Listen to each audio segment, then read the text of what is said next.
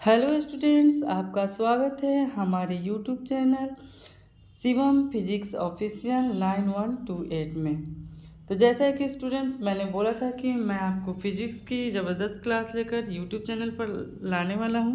तो चलिए, आज हम आ चुके हैं यूट्यूब पर और आज हम कक्षा 12 के चैप्टर नंबर 1 विद्युत आवेश तथा क्षेत्र के इम्पोर्टेंट ऑब्जेक्टिव देखने वाले हैं। तो चलिए, समय बिना गवाए वीडियो को शुरू करते हैं। यहाँ पर हम 3 प्रकार के ऑब्जेक्टिव देखने वाले हैं। पहला है अति महत्वपूर्ण, फिर उसके बाद 2 नंबर पर महत्वपूर्ण और 3 नंबर पर संभावित यानी कि गेस क्वेश्चन जो इस बार आने वाला है। देखिए, ये जो पीडीएफ आपको दिख रहा है वो विद्याकुल एप्लीकेशन का पीडीएफ है। और जैसा कि मैं पहले विद्याकुल का छात्र रह चुका हूँ तो उसी पीडीएफ से मैं आपको पढ़ाने वाला हूँ। आप लोग ऐसा बिल्कुल नहीं सोचेंगे कि मैं किसी का कॉपी करके पढ़ा रहा हूँ। नहीं, मैं भी एक स्टूडेंट हूँ और मैं पहले विद्याकुल से पढ़ चुका हूँ। तो चलिए शुरू करते हैं।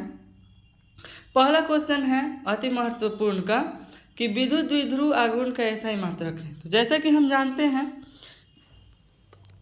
कि विद्युत द्विध्रुव आघूर्ण को वेक्टर पी से सूचित किया जाता है और P बराबर होता है एक आवेश और बीच की दूरी के गुणनफल के बराबर होता है। आवेश का मात्रक होता है कूलम्ब और दूरी का मात्रक होता है मीटर। तो इसका सही आंसर हो जाएगा कूलम्ब मीटर, जो कि ऑप्शन नंबर 1 में है। चलते हैं अगले क्वेश्चन पर। अगला क्वेश्चन कहता है निर्वात में आकाश का परावैद्युतांक है।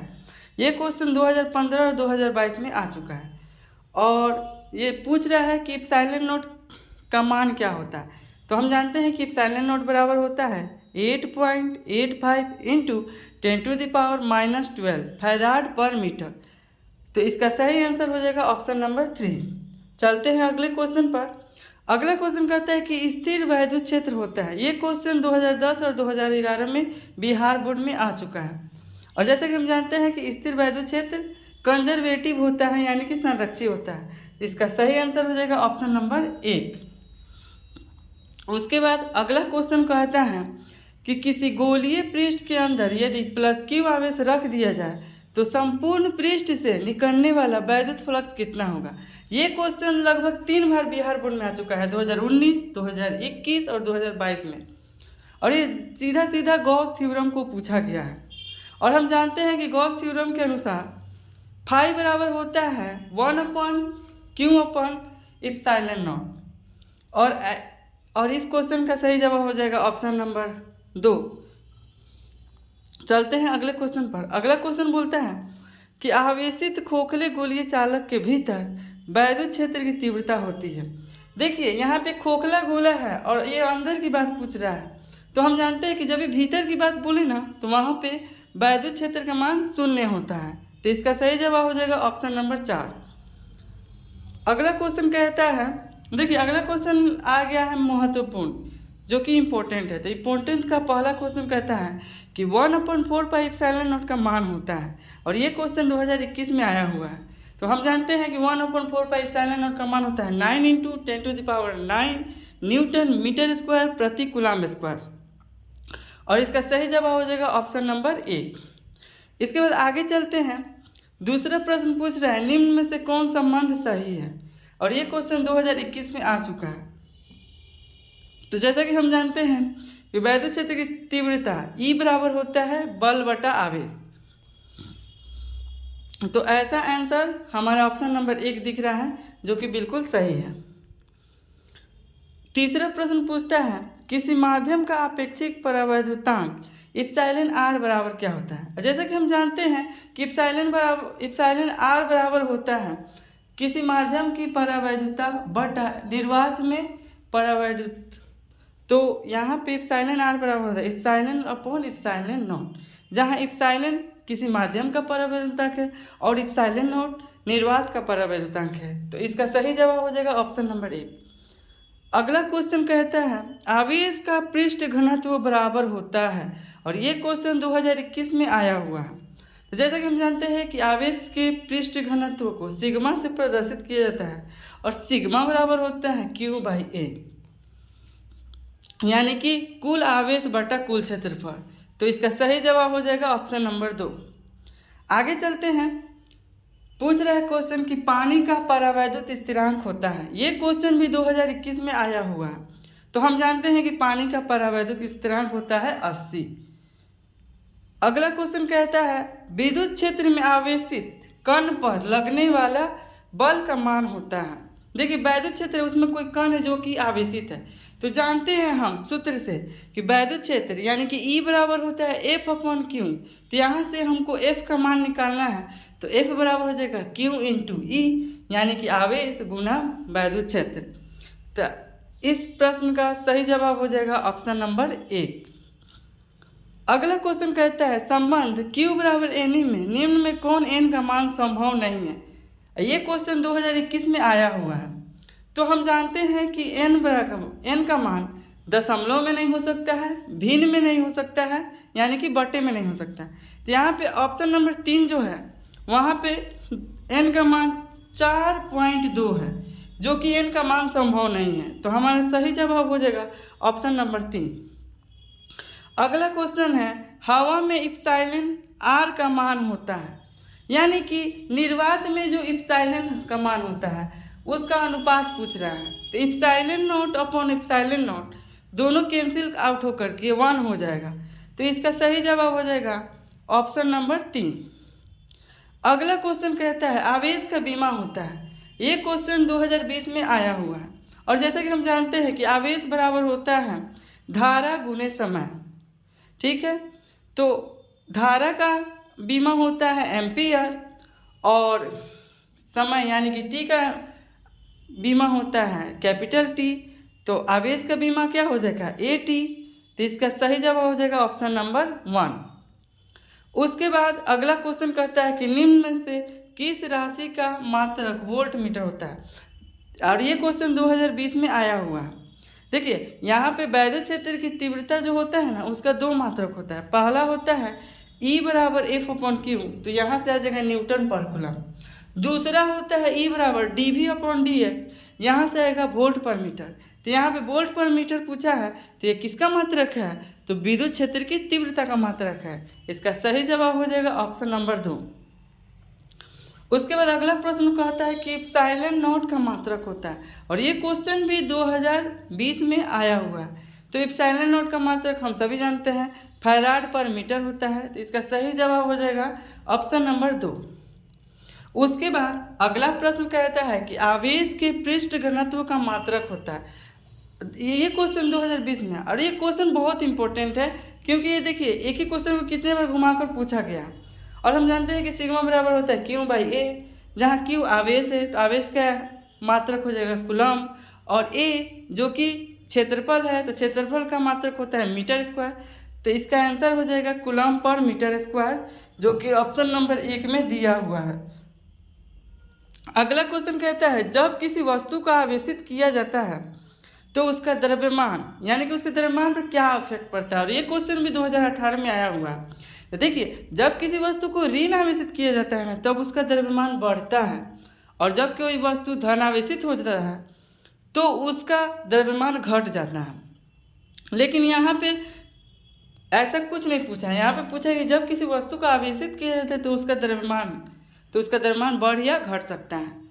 ठीक है, तो इसका आंसर हो जाएगा ऑप्शन नंबर 4। क्वेश्चन नंबर 14 कहता है कि वेक्टर P आघूर्ण वाले विद्युत द्विध्रुव को वेक्टर E विद्युत तीव्रता वाले क्षेत्र में रखा जाए तो उस पर लगने वाला टॉर्क होता है। देखिए ये क्वेश्चन भी 2016 में आया हुआ है। तो हम जानते हैं कि टाउ बराबर क्या होता है PE sin थीटा, और जहाँ sin थीटा की बात होती है वहाँ पे क्रॉस आता है। तो इसको वेक्टर फॉर्म में लिखेंगे तो टाउ बराबर P×E, और ऐसा आंसर ऑप्शन नंबर 1 में है। तो हमारा ऑप्शन नंबर 1 बिल्कुल सही हो जाएगा। अगला क्वेश्चन है कि एक विद्युत द्विध्रुव 2 विपरीत आवेशों से मिलकर बना है जिसके परिमाण ±3.2 गुने 10⁻⁻19 है और उनके बीच की दूरी 2.4 गुने 10⁻−10 मीटर है। विद्युत द्विध्रुव आघूर्ण है, यानी कि P का मान पूछ रहा है। और ये क्वेश्चन 2015 में आया हुआ है। तो हम जानते हैं कि P बराबर होता है Q × 2L। यहाँ पर कोई एक आवेश या प्लस या माइनस वाला ले लेंगे, ठीक है। तो 3.2 गुने 10 का पावर माइनस 19 ले लेंगे और उसके बीच की दूरी दिया हुआ है 2.4 गुने 10 का पावर माइनस 10। दोनों को आपस में गुना करेंगे तो हमारा आंसर आएगा 7.68 गुने 10 का पावर माइनस 29। और ऐसा आंसर ऑप्शन नंबर 2 में दिया हुआ है, जो कि हमारा बिल्कुल सही है। अगला क्वेश्चन कहता है एक आवेशी चालक की सतह के किसी बिंदु पर विद्युत क्षेत्र की तीव्रता होती है, ठीक है। तो हम जानते हैं कि किसी आवेशी चालक के सतह के किसी बिंदु पर विद्युत क्षेत्र की जो तीव्रता होती है वो सतह के लंबवत होती है, और ऐसा आंसर ऑप्शन नंबर 2 में दिया हुआ है, जो कि बिल्कुल सही है। अगला क्वेश्चन कहता है कि विद्युत द्विध्रुव आघूर्ण का ऐसा ही मात्रक पूछता है, और ये क्वेश्चन 2014 में आया हुआ है। तो हम जानते हैं कि वेक्टर P बराबर होता है Q इंटू 2L, जहाँ Q आवेश है और 2L दूरी है, ठीक है। तो यहाँ से आवेश का मात्रक हो जाएगा कूलाम और दूरी का मात्रक हो जाएगा मीटर। तो विद्युत द्विध्रुव आघूर्ण का ऐसा ही मात्रक हो जाएगा कूलाम मीटर, जो कि ऑप्शन नंबर 2 में दिया हुआ है। अगला क्वेश्चन कहता है कि विद्युत क्षेत्र का क्षेत्र E का ऐसा ही मात्रक होता है। तो हम जानते हैं E बराबर क्या होता है F/Q, यानी कि बल बटा आवेश। बल का मात्रक होता है न्यूटन और आवेश का मात्रक होता है कूलाम। तो E का मात्रक क्या हो जाएगा न्यूटन पर कूलाम, जो कि ऑप्शन नंबर 2 में दिया गया है। अगला क्वेश्चन कहता है कि एक स्थिर कूलाम बराबर कितने कूलाम, ठीक है। ये क्वेश्चन 2012 में आया हुआ है। तो हम जानते हैं कि एक कूलाम बराबर होता है 3 गुने 10 का पावर 9 ESU, यानी कि स्थिर कूलाम। और एक ESU बराबर हो जाएगा 1/3 गुने 10 का पावर 9 कूलाम। इसको हम ऐसे लिख सकते हैं कि 1/3 गुने 10 का पावर माइनस 9, क्योंकि 10 जब ऊपर जाएगा तो उसका पावर माइनस में हो जाएगा। तो इसका सही जवाब हो जाएगा ऑप्शन नंबर 4। उसके बाद अगला क्वेश्चन कहता है कि एक कूलाम आवेश बराबर कितने ESU। तो अभी हमने बताया कि एक कूलाम आवेश बराबर क्या होता है 3 गुने 10 का पावर 9 ESU, जो कि ऑप्शन नंबर 1 में दिया गया है। उसके बाद अगला क्वेश्चन कहता है कि इलेक्ट्रॉन का विशिष्ट आवेश होता है। तो इलेक्ट्रॉन का विशिष्ट आवेश निकालने के लिए हम क्या करते हैं, इलेक्ट्रॉन का आवेश बटा इलेक्ट्रॉन का द्रव्यमान, दोनों का अनुपात निकालेंगे तो हमारे इलेक्ट्रॉन का विशेष आवेश प्राप्त हो जाएगा।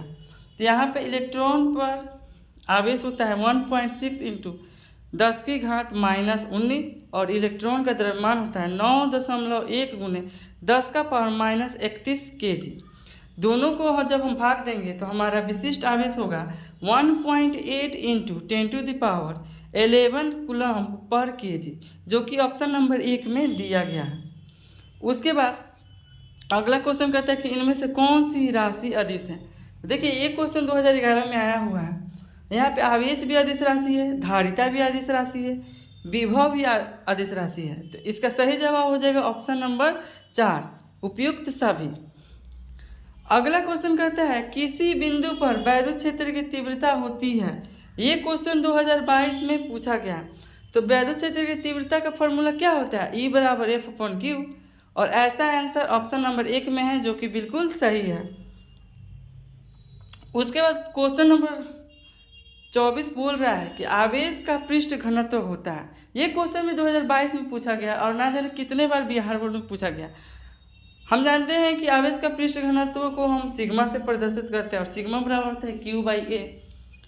Q का मात्रक हो जाएगा कूलाम और एरिया का मात्रक हो जाएगा मीटर। तो यहाँ पे डायरेक्ट फॉर्मूला ही पूछा है कि सिग्मा बराबर क्या होता है। तो सिग्मा बराबर होता है Q/A, आवेश बटा कुल क्षेत्रफल, जो कि ऑप्शन नंबर 1 बिल्कुल सही हो जाएगा।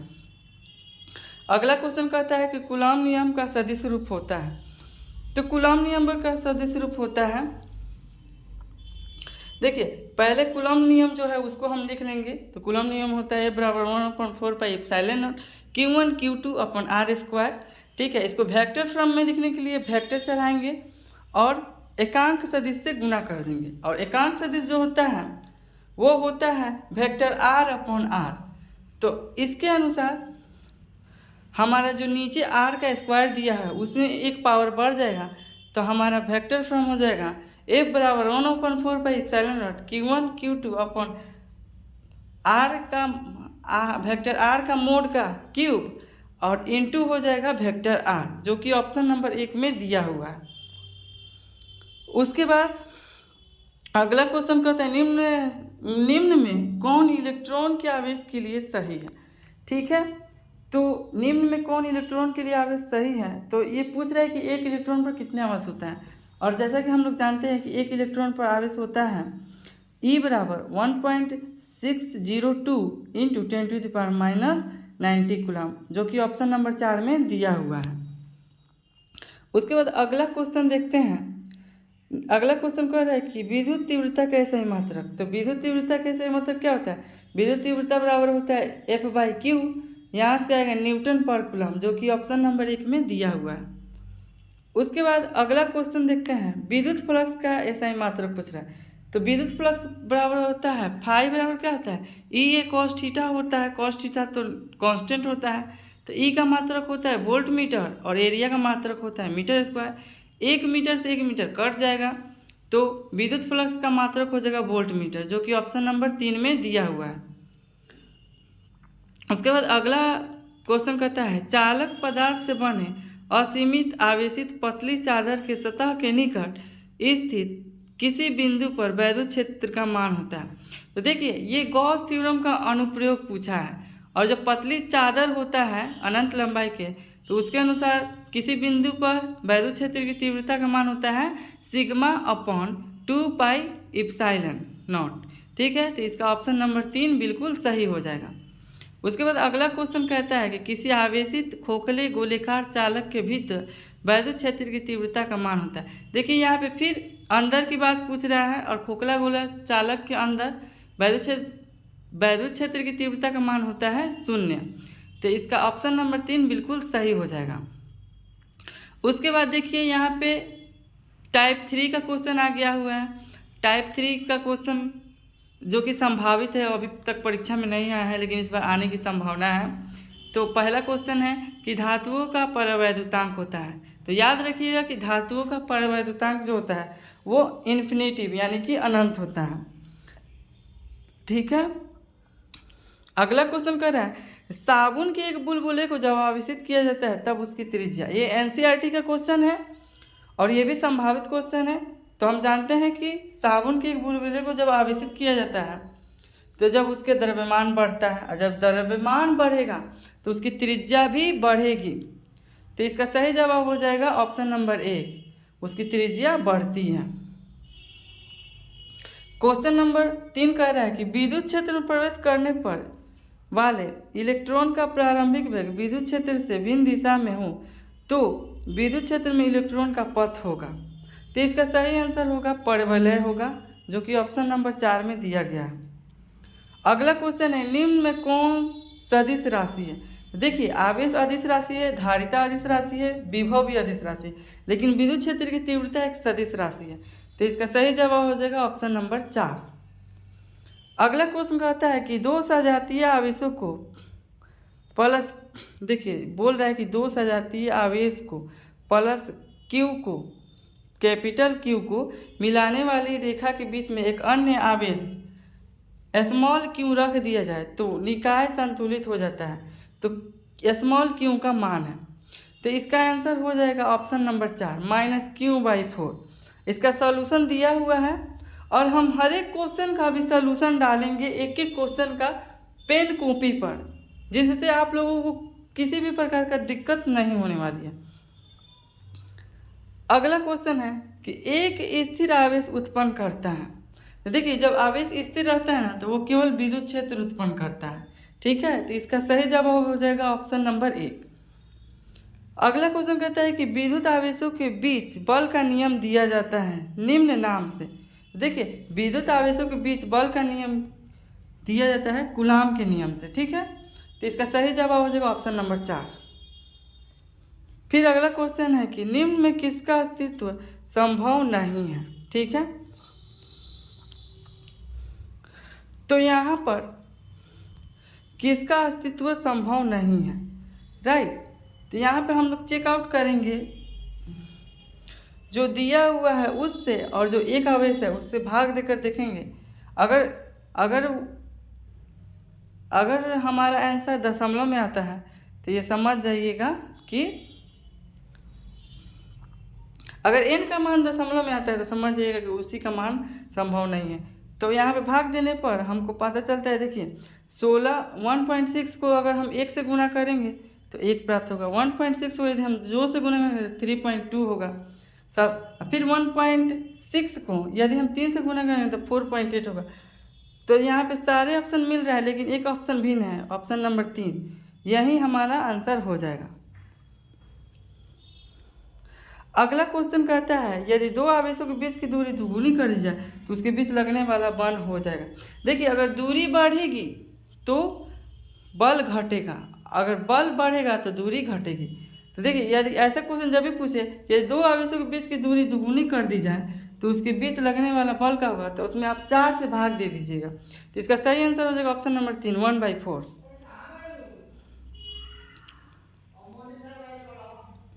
उसके बाद अगला क्वेश्चन कहता है एक बिंदु आवेश कैपिटल क्यू से स्मॉल r दूरी पर स्थित बिंदु पर विद्युत क्षेत्र की तीव्रता का परिमाण होता है। तो देखिए, एक बिंदु आवेश कैपिटल क्यू है, उससे r दूरी पर कोई बिंदु p है, तो वहाँ पे विद्युत क्षेत्र की तीव्रता का परिणाम क्या होता है, E बराबर 1/4πε0 Q/r², जो कि हमारा ऑप्शन नंबर 2 में दिया हुआ है, यही हमारा सही हो जाएगा। अगला प्रश्न कहता है कि किसी विद्युत द्विध्रुव के अक्ष से r दूरी पर विद्युत क्षेत्र की तीव्रता होती है। देखिए, प्रत्येक स्थिति में हम लोग देखते हैं अक्षीय या निरक्षीय स्थिति में कि E जो है 1/r³ के प्रोपोर्शनल होता है। तो इसका सही जवाब हो जाएगा ऑप्शन नंबर 3। उसके बाद अगला प्रश्न कहता है कि हाइड्रोजन परमाणु का नाभिक 10⁻⁻15 मीटर त्रिज्या का गोला है, नाभिक के पृष्ठ पर विद्युत क्षेत्र होगा। ठीक है, तो देखिए यहाँ पर दिया है कि यहाँ पे सूत्र से हम जानते हैं कि E बराबर क्या होता है 1/4πε0 Q/r², और हाइड्रोजन परमाणु है। ठीक है, तो हाइड्रोजन परमाणु के नाभिक यानी कि R का मान दिया हुआ है, ठीक है, 10⁻⁻15, और Q का मान हमारा हो जाएगा 1 इलेक्ट्रॉन पर आवेश 1.6 × 10⁻⁻19, और नाभिक पर वैद्युत स्थिरांक है, और 1/4πε0 का भी मान हम रखेंगे 9 × 10⁻9, और गुना करेंगे तो हमारा आंसर आएगा 14.4 × 10⁻20 वोल्ट मीटर, जो कि ऑप्शन नंबर 4 में दिया हुआ है। इन सारे न्यूमेरिकल का हम कॉपी पेन पर भी सॉल्यूशन डालेंगे वीडियो के फॉर्म में, वहाँ से भी आपको कॉन्सेप्ट क्लियर हो जाएगा। आप लोग को टेंशन लेने की बिल्कुल भी ज़रूरत नहीं है। अगला क्वेश्चन कहता है कि विद्युत तीव्रता का बीमा हो, तो E बराबर क्या होता है F/Q। हमें बल का बीमा याद करना होगा, तो बल का बीमा होता है mLt-2, और आवेश का बीमा होता है AT।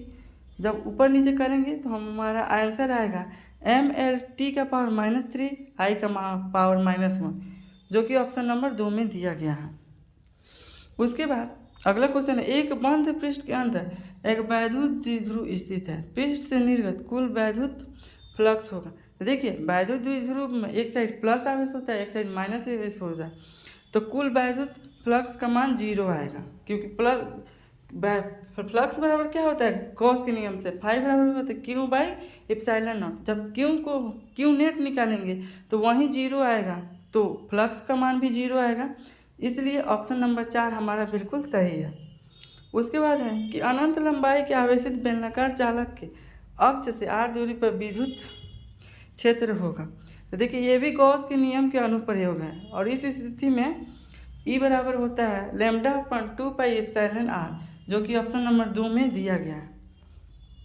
उसके बाद दिए गए चित्र के विद्युतीय फ्लक्स होगा। तो देखिए, सभी चित्र में Q/ε0 करेंगे गॉस के नियम से, तो सारे चित्र के साथ बराबर होगा। विद्युत फ्लक्स कैसा भी बंद आकृति हो, विद्युत फ्लक्स का मान Q/ε0 ही आता है गॉस के नियम से, तो इसलिए सारे चित्रों के साथ बराबर होगा। उसके बाद अगला क्वेश्चन है द्रव के एक बूंद को आवेशित करने पर उसके सिकुड़ने की प्रवृत्ति। देखिए, कहने का मतलब किसी भी द्रव है उसके बूंद को अब हम आवेशित करेंगे तो उसका द्रव्यमान बढ़ेगा या घटेगा।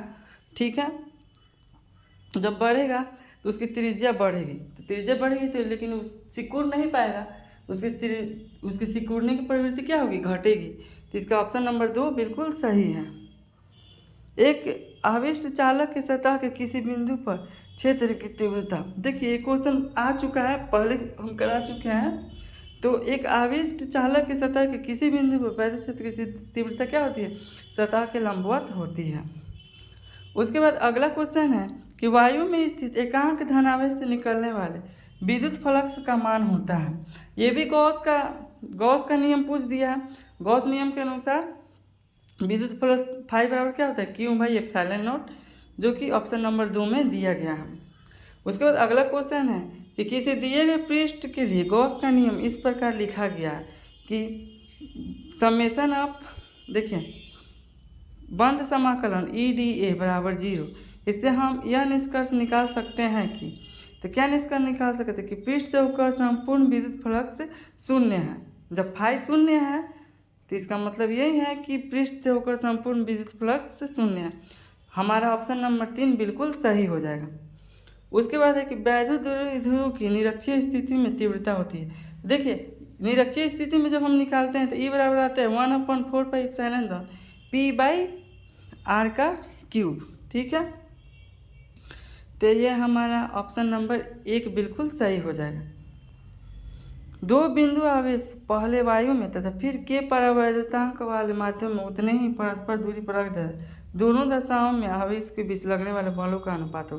तो देखिए F1 निकालेंगे तो क्या हो जाएगा 1/4πε0 Q1 Q2/r, और F2 निकालेंगे तो 1/4πε0 K इंटू Q1 Q2/r, और दोनों का अनुपात जब हम निकालेंगे तो 1/1/k आएगा, जो कि पलट कर आ जाएगा K अनुपाते 1। तो इसका ऑप्शन नंबर 2 बिल्कुल सही हो जाएगा। उसके बाद अगला क्वेश्चन, विद्युत क्षेत्र की तीव्रता कैसे मात्र, तो ये देखिए E बराबर क्या होता है F/Q, इसका मतलब न्यूटन पर कूलम। ऑप्शन नंबर 1 बिल्कुल सही हो जाएगा। उसके बाद अगला क्वेश्चन है वैद्युत द्विध्रुव आघूर्ण की बीमा। तो देखिए वैद्युत द्विध्रुव आघूर्ण बराबर होता है आवेश गुणे बीच की दूरी।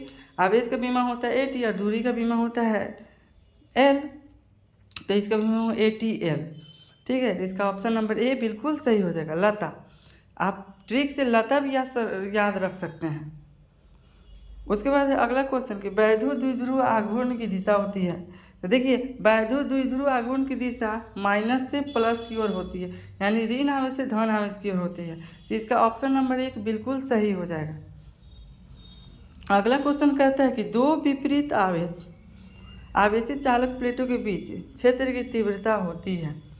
तो देखिए दो विपरीत आवेशित चालक प्लेटों के बीच क्षेत्र की तीव्रता क्या होती है, तो E1 निकालेंगे तो सिग्मा बराबर 2ε0, और फिर देखिए गॉस नियम में भी हम लोग ये पढ़े थे, ठीक है, कि आवेशित पतले चादर के कारण वैद्युत क्षेत्र की तीव्रता होता है σ/2ε0। यहाँ पे दो विपरीत आवेशित चालक प्लेट है तो E1 निकालेंगे पहले प्लेट पर तो σ/2ε0, फिर E2 निकालेंगे तो वो भी होगा σ/2ε0, और दोनों को जोड़ देंगे, ठीक है। तो जोड़ने पर हमारा आता है केवल σ/ε0, जो कि ऑप्शन नंबर 1 में दिया हुआ है। उसके बाद से अगला क्वेश्चन कहते हैं कि विद्युत क्षेत्र रेखाओं के विषय में कौन से नियम सत्य है। देखिए वैद्युत क्षेत्र रेखाएं धन आवेश से निकल कर ऋण आवेश पर समाप्त होती है, ये बिल्कुल सही है। फिर है बल रेखा खींची स्पर्श रेखा तीव्रता की दिशा प्रदर्शित करती है, हाँ बिल्कुल सही बात है। फिर दो बल रेखाएं काट देती, नहीं ये गलत है, क्योंकि बल रेखा यदि काटेंगी तो विद्युत क्षेत्र की दो दिशा प्रदर्शित हो जाएंगी। वहाँ पे स्पर्श रेखा वैद्युत क्षेत्र की तीव्रता की दो दिशा प्रदर्शित करेगी, जो कि सरासर गलत है। तो यही हमारा सही आंसर है, ऑप्शन नंबर 3। अगला क्वेश्चन है यदि कोई आवेश किसी गॉसीय पृष्ठ के बाहर स्थित है तो पृष्ठ से परिबद्ध फ्लक्स होगा।